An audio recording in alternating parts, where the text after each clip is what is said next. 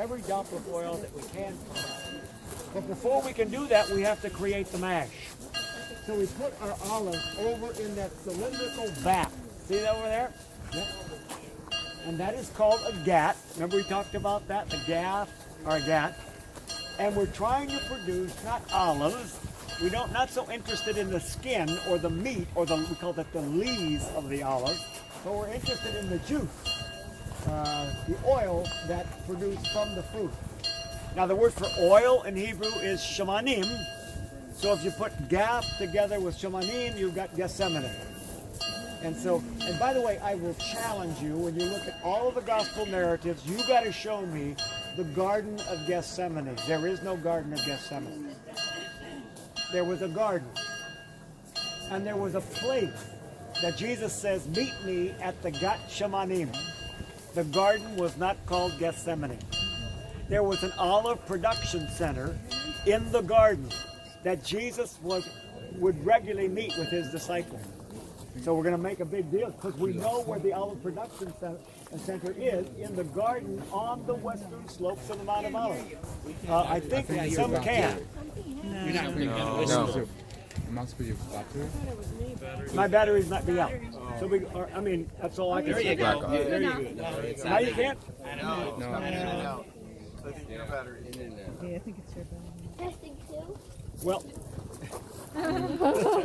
okay. How can you? No, so it's not that. No. Maybe shaking it.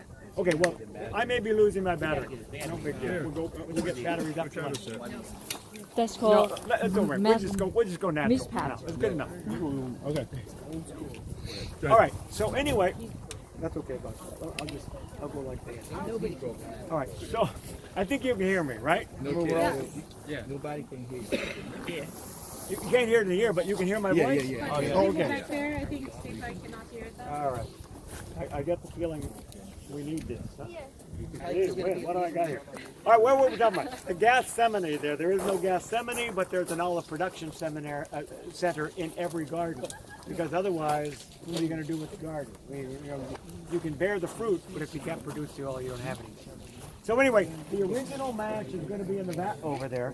And then the cylindrical stones, we put a beam through that, and we notch it in a center post there, and we rotate that around. And generally, we need an animal to do that. Or a couple of women, I suppose, to do it, that are strong. Yeah, come on, women. Actually, I was here years ago, and I had a New York Jets tackle with me, Alec Millen, who was actually played for the Browns, and they came over to play for the Jets. And so I said, we need somebody to rotate that beam when they still had the beam there. So Alex said, I think I can do it. He got over there and he pushed and he shoved and he got it going a little bit. And I said, they use women to do this in the ancient world. Man, I thought you were somebody that could really handle something like this. I'm disappointed.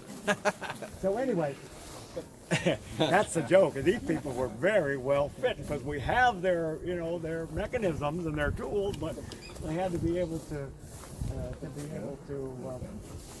operate them. Anyway, after you roll that around, you get a good mash with plenty of leaves in it, and you have to extract the oil from it. So you got to peel that out, and as soon as you pick up the mash, you'll put that in bark bags and you put it on top of that post right here. But there'll still be a good deal of oil. Lots of oil, pristine oil in the bottom of that vat over there. So you get the oil out, and that's delivered over here to the synagogue for anointing and for fuel, because that's the first press, the first fruits, so the synagogue gets that. Now, when you put the mash on top of there, you put a stone on top of the mash, and then you run a beam across here, over the top, you lie it on top of that, and then you put a big stone weight on the end of the beam, and it pulls it down. And then as it pulls it down, the weight comes down, you have a second pressing where the oil is squeezed out, and it begins to run down the slats, the grooves in the side of the post, and collects down in the bottom over here. Finally, it runs into the vat. And you've got a pretty good oil. And that oil is going to be used for food, for dressing your salads, and for cooking with, as we use it today, for lubricants. And that's dispersed among the citizenry here. All right. And then there's another pressing where we put another stone on the end. So you got a second stone weighting down. And believe it or not, there's still a lot of oil in there. The seeds are now beginning to be crushed. They're not already crushed because there's a lot of oil in the seed. So the seeds produce the oil, and you have another crushing, and now the oil is beginning to look a little murky now. But this is the oil that you use for your fuel. And everybody, by the way, in that society has a private lamp. And the lamp looks like this. There's no public light in this world. This is an Herodian style lamp. They only made these kinds of lamps from 37 BC when Herod takes control of the country until 70 AD. Now Herod's been dead for 76 years, 74 years, but he's still what the industries that he set in the country culturally and economically are still operational 74 years after his death. So from 37 BC to 70 AD, about 100 years, you've got a lot of things going on we call Herodian, and they're very rare to purchase today. And this is not all that rare. Actually, this is a facsimile. This is a replica of the oil lamp itself. But you can purchase these. The artifacts, they're a little more expensive. They're actually, in some cases, a lot more expensive than the other oil lamps. But the way it works is you pour the oil in the top, and you throw the wick in the nose here. And of course, the wick is going to soak up the oil, and then you light here on the end. This has never been lit because there's no carbon here. But actual lamps, authentic lamps, you can see the carbon. You can see the charcoal right here on the end. Is that an you LED? can buy a Herodian style oil lamp these days, I think probably about $300. Wow. This oil lamp you can get, I got this I think for $9. And the nice thing about this, I have actually a number of authentic Herodian lamps I would never burn because I protect those. They're rare, only 100 years. When you find this, you know you're in the world of Jesus. But I would burn this. I haven't burned this, but I generally use these for biblical meals. I'm going to do a biblical meal in San Juan when I get back in the middle of February, and I'm going to take a whole load of these babies down there, and we're going to burn them. We won't use electric lights. We'll eat by firelight, and everybody will get their own Herodian lamp. So you may want to purchase one of these. A nice exhibit to show your friends, and like I say, it's not expensive. Spend $9, $10 on this. When we go to the olive wood store in Bethlehem, they have them.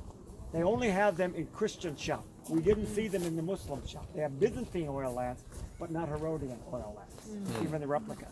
So we'll try to get, I doubt we'll have enough for everybody because we got a big group. But if you're inclined to get one, they have authentic lamps there, and they also have the replica lamps there, and you can purchase that. Yep, Jesse. Would this have been the same lamp the 10 virgins used? Absolutely it is. Because in the time, all the lamps that refer, whenever they talk about oil lamp in the narratives of the gospel, they're talking about this lamp. It had to be, because this was the only lamp that was operational during the time of Jesus. And these lasted far after the time of Jesus, as a matter of fact, too. In the Byzantine period, they make them ornate and very fancy. Now, what makes this lamp unique? It was produced on a wheel, and you can see that the hole where the oil pours in is perfectly round. So they spun that, and they got that perfectly. You can even catch that in there. They even made this replica on a wheel. Oil lamps in the Old Testament period and then thereafter in the Byzantine period were never made on a wheel. You would shape it yourself, and so the hole is not perfectly round. So that makes these not only very rare, but also very valuable because of the way they're made and also because they date Herod and Jesus as well. All right. Jews like these as well. Why? Because this lamp was being used at the time the temple was destroyed. So this is a way to remember the temple, even though it's not there anymore. So this is It's with the Herodian lamp. Sorry? like Hanukkah oil? A handle? No handle. No, you would just Hanukkah. carry it like this, and when you walk through the house and you want... Huh? Hanukkah oil lamp? No, that's different. That would be a lampstand. You mean with the 8 candles? Yes. That's a little different. Yeah, that's something that you're going to, that's a community thing where you burn. You have straight lamps that are filled with oil. This is the personal oil lamp. So you walk into your house, walk into your room, and they have little niches in the wall. So you set it in there, and you're going to read there for a while. When you leave to go to another room, you got to pick up your lamp and take it with you. So, How long do they last? how long do they last? Forever. You know, unless you fall. No, the light. The light? Well, it depends on how long the wick is and how much oil you got in there. But you can actually burn olive oil today. Yeah. Buy some olive oil in the store. It is flammable. And you can get wicks anywhere. This one's actually stopped up a little bit. We want to make sure the nose. Now the other thing is the triangular nose. That's something else. Rather than a straight nose, it's a triangular nose. And that's typical of Rhodian lamps of the period. Make sense? So anyway, I remembered to pick that out of my suitcase today and bring that because I wanted to see. Doesn't it get hot when it's burning? Shouldn't there be a handle on it? No, it's not really that hot. It's really pretty protected. The sire's coming out of there, but there's no fire in here. Oh, okay. Yeah. So in fact, maybe you saw on the film the other day at Masada, the flame was coming out, burning the wick. Down here, it was no problem at all. In fact, the handles are really just for aesthetics. You know, they're really not really very functional. You know, it's much more secure to hold you like that. It's dangerous, you know, when you fall asleep, the wick runs out, the fire, you know, falls on the ground, you got a fire in your house. So you got to be careful with these things. All right, now that is the third press. You get one more pressing. And you want to look at that? Okay. And the last pressing is, you put one more stone on there, and that pressing is going to be used to make medicines, and oils, and perfumes, and soaps, basically. You mix it with a little lard, a little animal fat, and you've got your soap. So everybody, by the way, you carry your deodorant around with you wherever you go. And you got this in the fold of your garment. And in the middle of the day, when you're feeling like you need a cleansing, you'll take that out and you pour a little soap, you know, and you'll cleanse yourself a little bit. You don't clean off the mess, you just cover it up, you know. So if you use the right spices and the herbs and you've got the oil there, it'll be a nice cover up for you. All right? Good. And by the way, when you have your little vial here, once you've expended the vial, not the lamp. Now you've got a tube, a little glass jar. When you finish that, you can fill it with all kinds of, you know, expensive perfumes, or you can weep into it. That when you weep into the vial, that will be valuable, because at funerals you will actually sell these vials, because the people who are the family of the deceased, they want as many tears as possible. So if you're a good weeper, you can be hired. In fact, the word in Old Testament Hebrew, bochot, they talk about the weepers, you know? And the weepers would be hired to come to a funeral, and you go, and you're pouring out your tears as you go. So, big money. This is a way for women to make a good living, because women have a hard life and they cry more easily, you know, so it's said. And, you know, and that would be from the last pressing, you see. You know, once that's gone, then you fill it with tears. Remember in Luke's talking about, unlike Mark says that this lady washed Jesus' feet with her perfume that she had, actually a quite expensive perfume, the nard, that she filled up her vial with. But Luke remembers that there was no nard in there. Luke thought there were tears in there. And when she took out her vial and poured it on Jesus' feet, that she washed Jesus' feet with her tears. Which, of course, Luke, he would see it that way. You know, the poor and deprived and so forth, that this is a woman that all the suffering she known in her life, she poured it out on the feet of the Master. So, anyway. So there you go. 4 pressings. The first is virgin, that goes to the synagogue. The second is for food, for cooking. And the third is for fuel. And the fourth is for soap and cleansing as we go around. All right, now let's go over here. We'll go back and we'll keep a picture from the synagogue here. This had to be a beautiful synagogue. It's only partially reconstructed. But what you're seeing around here is a site that's littered with millstones. Can you see the millstones over here? Mm-hmm. Yeah, you wouldn't really call those stones over there. It's a mill, but not technically a millstone. Here's a millstone. You see over here, there's kind of an hourglass-shaped stone where you've got a niche in it. Mm-hmm. Yeah. So what that sits in a vat. It looks like an hourglass. And then on top, you put that coin, ice cream cone or whatever, right? You stick that over, so it's got a, thank you, sir. So it's got the open side up, and you have a notch in both sides. Women or donkeys rotate that thing. You throw the grain down in the top, and as it's rotating, it grinds the grain into flour and falls down into the vat. You remember, it was right here in this area where Jesus said, whoever offends one of these little people, they ought to take a millstone, tie it around his neck, and throw it in the sea right out of there. So, you know, this is a site that obviously they have too many millstones to use in the site. The site is actually a small site, only about 1,500 yards long. In fact, it was so unimportant, nobody ever would have paid attention to it had it not been a place where Jesus stayed frequently. So the Franciscans fortunately saved the site about 100 years ago. They walled it off. Part of the site extends over to the Greek Orthodox property, and they've done nothing with this site. There's been no excavation at all. They just occupied the site. But two priests, Father Corbo and Lofredi, did the archaeology that you see around us here. So not only did they save the site, they did a pretty good job excavating the site as well. So, too many millstones around here. So all of these millstones couldn't have been used just here. They had to transport them to other places of the country. And apparently the workmanship was so good that only people at Capernaum could do a proper millstone. I've been way down the desert, right by Wadi Avdat. There are Nabatean cities down there. And I look at the millstones, and it's almost like I could see made in Capernaum. I mean, honestly. There's no basalt down there, and I see these basalt millstones. So obviously they're sending these things all over the country. Very popular thing. Well, there's a lot we can do here, because when you open up Matthew's Gospel, you have one story after another, and they all happen right here. But I'll just tell you one quick story. All these stories you remember. When we're on board ship, I'll tell you more stories, because we can see so many more sights from the sea.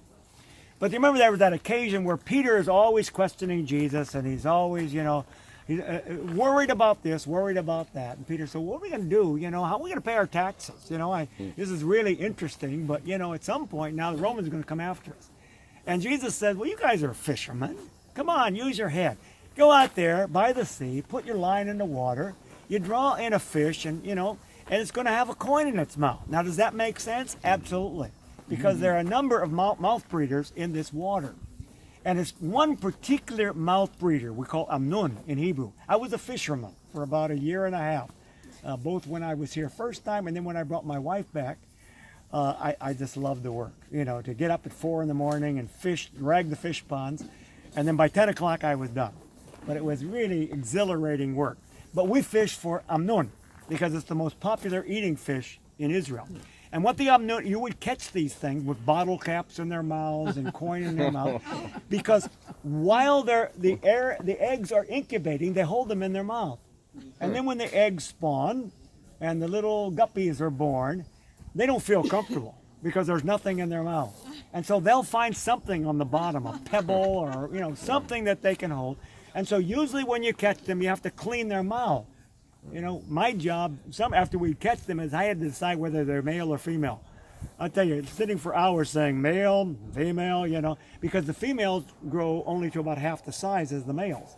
So they want to get rid of the females and leave only the males because they grow to a significant size. Anyway, this surely is what Jesus is talking about. He says, you go out there, catch yourself an amnun, and the amnun will have a coin in its mouth, a shekel. Take that shekel, pay your tax, quit bothering me with stuff like this. What he says. So, that kind of fish, we know today, it wasn't so popular back in the 70s when I was fishing fish ponds on Kibbutz Nir David. But that fish has become so popular these days, not only in the east, but in the west. It is wild tilapia. Now, you know tilapia, but you know farm tilapia. And farm tilapia is not very nutritious. It's kind of sort of a gross fish. It tastes good, but it doesn't taste like fish. But wild tilapia, on the other hand, is really very nutritious and only grows in 2 places in the world. Not Honduras. Honduras, it's all farmed. Not Mexico, it's all farmed. Where? Lake Victoria in Africa and the Sea of Galilee. Only 2 places. And what does Lake Victoria in Africa have to do with the Sea of Galilee. They're both in the Rift Valley. So we think that, that the Rift Valley may have been filled with water completely at one time, not just the Dead Sea and the Sea of Galilee, but there might have been water all the way down and connected the lakes in West Africa with the lakes here in Israel. So now I come to my surprise. This is the middle part of our trip today, and I've just decided I'm going to buy you guys lunch today. And I want to take you for a big whiz-bang fish lunch with all the trimmings. We'll serve you meze. We'll serve you a full fish, tilapia, wild tilapia, with French fries, dates for dessert, and all this kind of stuff on me today to say thank you for being my partner in Israel today. Thank you. Thank you for coming. But not you, Khader. I don't buy your fish today. You buy me fish, okay. Good friend after many years. All right, so does that sound all right? Are you willing to join me today? Sure. Yes. Honestly, it sounds like I'm bragging. I'm not. It's a privilege to be able to treat you to this. I've been thinking about this for a while. I said, halfway, we're all getting tired. We need to pick me up. I'm buying a fish lunch for everybody, okay? This lady bought me a lunch at a Peruvian restaurant not so long ago. So I've got to I eat can two return fish. return the favor, all right? All right, to stay here. And one of them, obviously, is that Simon's mother-in-law has a home here. And so, he's got a connection to one of their disciples who's actually a householder. So obviously, Peter's father is no longer around, so his mother is becoming the householder, and there's room in the house. So Jesus sets up his seminary here in Simon's mother-in-law. No, it was kind of a seminary, but it was a safe house where he frequents from time to time when it's not so hot out there, when somebody's not on the tail. So that would be reason number one, I would say.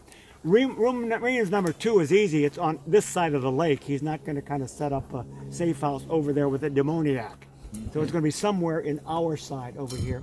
Third reason has to do with a doctoral dissertation that was done several years ago of the little cove out here just to the right. I thought to point it out to you as we're driving up approaching the site, and I forgot to do that. But that's called the Cove of the Sower. And there was a guy who did a doctoral dissertation on that cove because he thought when he went through there that it had a certain effect in terms of the production of sound and the amplification of sound. And so what he did, he got in a little craft and he rowed out from the shore a little bit, and he proved that you can lecture without benefit of a microphone or the whisper set to up to 10,000 people who are sitting on the shore. So he's thinking, Jesus may have known about that particular feature, and he's thinking, I may have a big audience. Who knows that, if I, rather than, speak 35 times to small groups, I can get everybody together and cover it, and then I can get out of here before Antipas comes over here and bothering me there. So, but you got to anticipate there are going to be a lot of people here, if you're thinking about that feature. And it turns out there is, because the International Coastal Highway during the Old Testament period, remember that highway we were on? It runs north of here. We'll be on that road tomorrow, north of here, and it crosses the ford at Chatzor, which is about 15 miles north, because there were no bridges in the land in the Old Testament period. The word for bridge in Hebrew, gesher, never turns up in the Old Testament because there were no bridges. So if you come to a free-flowing stream of water like the Jordan, you got two choices. You either go around the headwaters, or else you find a ford where you can cross dry shod or only with a little bit of a trickle. But when the Romans come in, they build bridges. And they put a bridge right over here across the Jordan, where the bridge where we crossed before, right?